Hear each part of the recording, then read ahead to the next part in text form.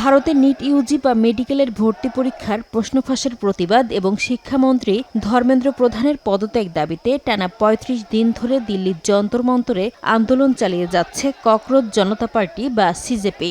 বৃহস্পতিবার কলকাতার পাশাপাশি কেরালার তিরুবনন্তপুরম এবং হরিয়ানার করনাল সহ বিভিন্ন শহরে বিক্ষোভ করেন শিক্ষার্থী ও বিরোধী দলের নেতাকর্মীরা। কেরালায় আন্দোলনকারীদের ছত্রভঙ্গ করতে জলকামান ব্যবহার করে পুলিশ।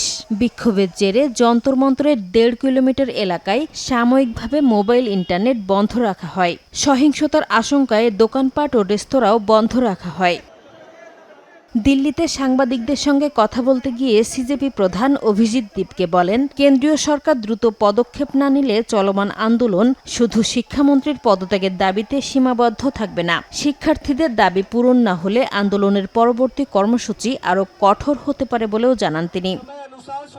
আন্দোলনের চাপের মধ্যেই পরিস্থিতি সামাল দিতে সক্রিয় হয়েছে কেন্দ্রীয় সরকার। এরই মধ্যে শিক্ষা মন্ত্রণালয়ে বড় ধরনের রদবদল এনে উচ্চশিক্ষা সচিব বিনীত যোশীর পরিবর্তে নরেশ কুমার গঙ্গোয়ারকে দায়িত্ব দেওয়া হয়েছে। এদিকে প্রশ্ন ফাঁসের ঘটনায় আরও কঠোর পদক্ষেপের ঘোষণা দিয়েছেন ভারতের প্রধানমন্ত্রী নরেন্দ্র মোদী। বৃহস্পতিবার রাতে এক ভিডিও বার্তায় তিনি বলেন, প্রশ্ন ফাঁসের সঙ্গে জড়িতদের বিরুদ্ধে ব্যবস্থা নেওয়া হয়েছে। একই সঙ্গে দ্রুত বিচার নিশ্চিত করতে ফাস্ট ট্র্যাক আদালত গঠনের উদ্যোগ নেয়ার কথাও বলেন তিনি। আন্দোলন ঘিরে রাজনৈতিক চাপও বাড়ছে। রাহুল গান্ধীর নেতৃত্বে ইন্ডিয়া জোটের সংসদ সদস্যরা শিক্ষার্থীদের প্রতি সংহতি জানিয়েছেন। অন্যদিকে বিজেপির প্রবীণ নেতা মুরলী মনোহর যোশীও শিক্ষার্থীদের উদ্বেগকে যৌক্তিক বলে মনে করেছেন।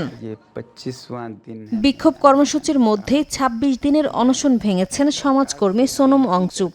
দিল্লিতে বিজেপির সভাপতি জেপি নাড্ডা ও কেন্দ্রীয় মন্ত্রী জিতেন্দ্র সিংয়ের উপস্থিতিতে অনশন শেষ করেন তিনি।